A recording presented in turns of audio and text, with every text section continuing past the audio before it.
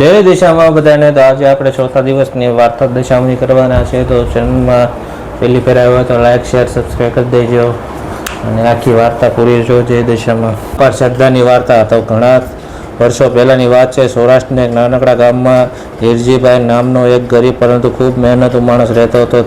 પરિવારમાં તેમની પત્ની રંભાબેન, દીકરો મનુ અને દીકરી કોરી હતા. હિરજીભાઈ પાસે થોડીક જમીન હતી. વરસાદ સારો પડે તો ઘરમાં અનાજ આવે અને પરિવાર જીવન સુખી રહે, પરંતુ વરસાદ ઓછો પડે તો આખું વર્ષ મુશ્કેલમાં પસાર થતું. હિરજીભાઈ ભગવાન અને દશામાં ખૂબ શ્રદ્ધા રાખતા. તેઓ હંમેશા કહેતા કે ભગવાન ભક્તિની કસોટી કરે છે, પરંતુ સાચા ભક્તો સાથે ક્યારેય છેડતો નથી. એક વર્ષ ગામમાં વરસાદ પડ્યો નહીં. ખેતર સુકાઈ ગયું અને કૂવામાં પણ પાણી ઓછું થઈ ગયું. હિરજીભાઈના ઘરમાં પણ અનાજ ખૂટવા લાગ્યું. એક જ સાંજે રંભાબેને ચિંતાથી કહ્યું, હવે ઘરમાં બાળકો માટે પણ પૂરતું અનાજ નથી, આપણે શું કરીશું? હિરજીભાઈએ પત્નીની હિંમત રાખતા કહ્યું કે રંભા, ચિંતા ન કર, દશામાં પર વિશ્વાસ રાખ, માતા આપણે ક્યારેય નિરાધાર નહીં છોડે. રંભાબેને ઘરના નાના મંદિરો દીવા પ્રગટાવ્યો અને દશામાં સામે હાથ જોડ્યા. એ દશામાં અમારે ધન દોલત નથી જોતી, બસ મારા બાળકોને ભૂખ્યા ન રાખતા અને અમારા પરિવારને લાજ રાખજો. એ દિવસથી રંભાબેન દરરોજ દશામાના નામનો દીવો પ્રગટાવવાનું શરૂ કર્યું, પરંતુ થોડા જ દિવસોમાં તેમના જીવનમાં એવી ઘટના બનવાની હતી જેનાથી આખું ગામને દશામાની કૃપા અનુભવવાનો થવાનો હતો. હિરજીભાઈના ઘરમાં મુશ્કેલી વધી રહી હતી. અનાજ ઓછું હતું અને પાણીની પણ તંગી હતી, છતાં રંભાબેન દશામાં પરનો પોતાનો શ્રદ્ધા છોડતો નહોતી. એક દિવસ બપોરના સમયે તેમના ઘરના દરવાજે એક અજાણી ઉતરી આવી. શ્રી ધીમા અવાજે કહ્યું, દીકરી, મને ખૂબ તરસ લાગી છે, થોડું પાણી મળશે? રંભાબેન ઘરમાં ગઈને ઘડામાં થોડું જ પાણી બચ્યું હતું. એ પાણી બાળકો માટે રાખેલું હતું. રંભાબેને થોડી ક્ષણ વિચાર પડી ગયા. પછી તેમને મનમાં દશામાનું યાદ કહ્યું અને માતા જે આવશે તેને ખાલી હાથ ઓછું ન મોકલવું. તેમને ઘડામાં રહેલું પાણી વૃદ્ધ સ્ત્રી આપી દીધું. એ પાણી પીધું અને રંભાબેનને સામે જોઈને હસવા કહ્યું, દીકરી, તારા ઘરમાં પાણી ઓછું છે, પરંતુ તારા દિલમાં દયા ઘણી વધુ છે. રંભાબેન આ વાતે આમ સમજાયો નથી. વૃદ્ધે આગળ કહ્યું, તારી શ્રદ્ધા સાચી રાખજે, મુશ્કેલ હવે દિવસ નહીં રહે. રંભાબેને આશ્વાસને પૂછ્યું, માતા તમે કોણ છો? વૃદ્ધ માત્ર હાસ્યા અને બોલ્યા, જ્યારે ભક્ત સાચા દિલથી માતાને યાદ કરે છે ત્યારે માતા ભક્તોની દૂર રહેતી નથી. આટલું કહીને વૃદ્ધ ત્યાંથી ચાલવા લાગી. રંભાબેન અંદર આવીને હિરજીભાઈને આખી વાત કહી. હિરજીભાઈ થોડું સ્મિત કરી બોલ્યા, રંભા, કદાચ દશામાં કોઈ રૂપમાં આપણી કસોટી લેવા આવી હશે. બંનેને હાથ જોડીને માતાજીને પ્રાર્થના કરી. એ જ રાતે અચાનક આકાશમાં કાળા વાદળો દેખાવા લાગ્યા. પવન જોરથી ફૂંકવા લાગ્યો. ગામના લોકો ઘરની બહાર નીકળ્યા, આકાશ તરફ જોવા લાગ્યા અને થોડી જ વારમાં વરસાદ ટીપા પડવા લાગ્યા. ધીમે ધીમે વરસાદ વધતો ગયો અને આખા ગામમાં ખુશ છવાઈ ગઈ. હિરજીભાઈએ આકાશ તરફ જોયું, હાથ જોડ્યા અને બોલ્યા, જય દશા માતાએ અમારી પ્રાર્થના સાંભળી. પરંતુ ગામના એક એવો માણસ પણ હતો જેને આ બધું માત્ર સંજોગ લાગતું હતું. તે હતો હિરજીભાઈને પાડોશી કાનજીભાઈ.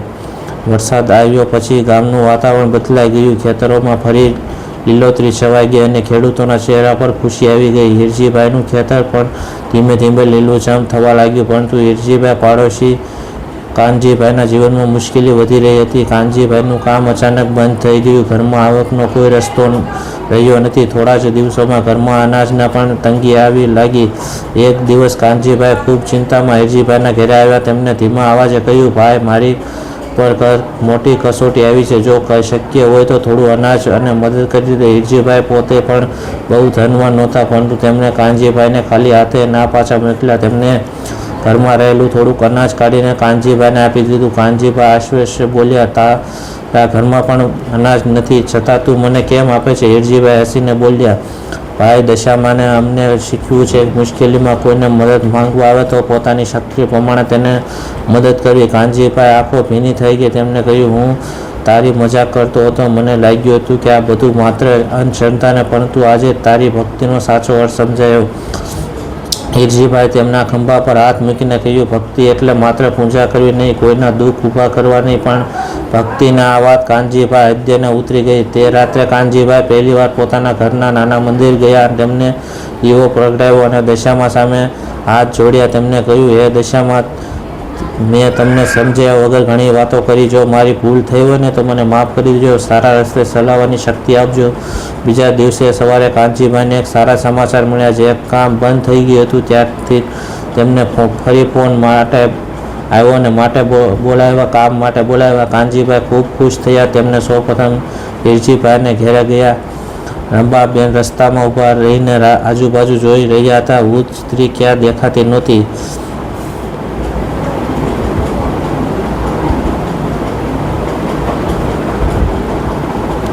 તેમને સૌપ્રથમ હિરજીભાઈને ખબર કરી અને પછી હિરજીભાઈ પણ બહુ ખુશ થઈ ગયા. આગળ જે વૃદ્ધ સ્ત્રી હતી અને રંભાબેન ઘણા દિવસથી શોધી રહ્યા હતા. રંભાબેન રસ્તા પર ઊભા રહીને આજુબાજુ જોઈ રહ્યા હતા. વૃદ્ધ સ્ત્રી ક્યાંય દેખાતી નહોતી. તેમના મનમાં એ જ વિચાર ચાલતો હતો, આ વૃદ્ધ કોણ હતી? રંભાબેન ધીમે ધીમે ઘરે પાછા ફર્યા અને હિરજીભાઈને આખી વાત કરી. હિરજીભાઈ થોડા સમય સુધી શાંત સ્વભાવમાં રહ્યા. પછી તેમને કહ્યું, રંભા, કદાચ માતાજીએ આપણે કોઈ સંકેત આપવા માટે વૃદ્ધના રૂપમાં કહ્યું છે. આપણે એ વાતને ચમત્કાર માનીએ કે સહયોગ, પરંતુ એક વાત ચોક્કસ છે, આપણે શ્રદ્ધા અને સારા કર્મોનો રસ્તો છોડવો નહીં. એ દિવસથી હિરજીભાઈ અને રંભાબેન દરરોજ દિશામાં નામનો દીવો પ્રગટાવવા લાગ્યા. ધીમે ધીમે તેમના ઘરની પરિસ્થિતિ પણ સુધરવા લાગી. ખેતરમાં પાક સારો થયો, ઘરમાં અનાજ આવવા મળ્યું, બાળકો પણ ખુશ રહેવા લાગ્યા. પરંતુ હિરજીભાઈએ ક્યારે આ સુખનો અહંકાર કર્યો નહીં. તેમને હંમેશા કહેતા કે આ બધું માતાની કૃપા છે, આપણે તો માત્ર મહેનત અને સારા કર્મ કરતા રહેવા. એક દિવસ ગામમાં ભારે વરસાદ પડ્યો. નદીમાં પાણી વધી ગયું. ગામના બહાર રહેતા એક ગરીબ પરિવારનું પાણીથી ઘર ધોવાઈ ગયું. આ વાતની જાણ થતાં હિરજીભાઈ તરત ત્યાં પહોંચ્યા. તેમને ગામના લોકો સાથે લીધા. પરિવાર સુરક્ષિત જગ્યાએ લાવ્યા અને કાનજીભાઈ પણ તેમની સાથે જોડાયા. કાનજીભાઈ બોલ્યા, પહેલાં હું માત્ર મારી મુશ્કેલ વિશે વિચારતો હતો. આજ સમજાયું કે બીજાના દુઃખમાં મદદ કરવી એ જ સાચો સેવા છે. ગામના લોકો પાણી એકતા વધી ગઈ. દશામાના વ્રતના દિવસો બધા લોકો એક જગ્યાએ ભેગા થઈ રંભાબેન માતાજીની પૂજા કરે અને સૌ માટે પ્રાર્થના કરે. એ દિશામાં અમારા ગામમાં હંમેશા સુખ શાંતિ રાખજો. કોઈના ઘરમાં ભૂખ્યા ન રહે અને કોઈ દુઃખી હોય તો તેની મદદ કરવાની શક્તિ અમને આપજો. પૂજા પછી હિરજીભાઈ સોને એક વાત કહી, માતાજી પાસે આપણે માત્ર પોતી ખુશી માંગીએ છીએ.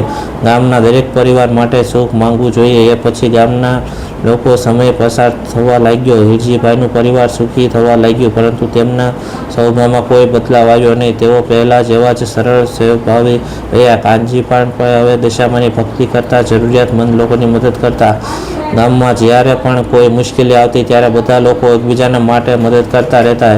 એક વર્ષ દશામાના વ્રતનો દિવસો આવ્યો. આખું ગામ સુંદર રીતે શણગારવામાં આવ્યું. મંદિર ફૂલોથી સજાવવામાં આવ્યું અને સાંજે બધા ભક્તોની માતાજીની આરતી માટે એકઠા થયા. રંભાબેન દશામાને સામે દીવો લઈને ઊભા રહ્યા. તેમને આંખો બંધ કરી રહ્યું, એ દશામાં અમને ધન દોલત સારા કામ કરવાની શક્તિ આપજો. અમારા ગામમાં કોઈ ભૂખ્યું ન રહે ને કોઈ દુઃખી ન રહે. આ બધા લોકો એકબીજાને મદદ કરતા રહે. આરતી પૂરી થઈ. બધા ભક્તો એક સાથે કહ્યું, જય દશામાં, જય દશામાં. માતાજી આરતી પછી હિરજીભાઈ ઊભા થયા અને ગામના લોકોને કહ્યું, મારા ભાઈઓ અને બહેનો, વર્ષો પહેલાં જ્યારે અમારા ઘરમાં પાણી અને અનાજની પણ તંગી હતી ત્યારે એક અજાણી વૃદ્ધ અમારા દરવાજે આવી હતી અને એને થોડું પાણી આપ્યું હતું. ત્યારેથી મને એક વાતની સમજે, માતાજી આપણે હંમેશા કોઈને કોઈ રૂપમાં કસોટી લે છે. તેમને આગળ કહ્યું, જો આપણા ઘરમાં થોડું હોય અને આપણે એમાંથી પણ કોઈ જરૂરિયાતમંદને સાચે પહોંચી શકીએ તો જ સાચી ભક્તિ. આ વાત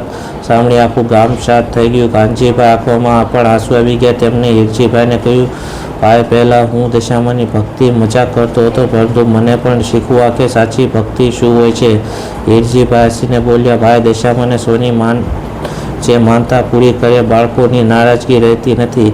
એ પછી આખું ગામ દશામાના મંદિરે એક સાથે પ્રાર્થના કરવા લાગ્યું.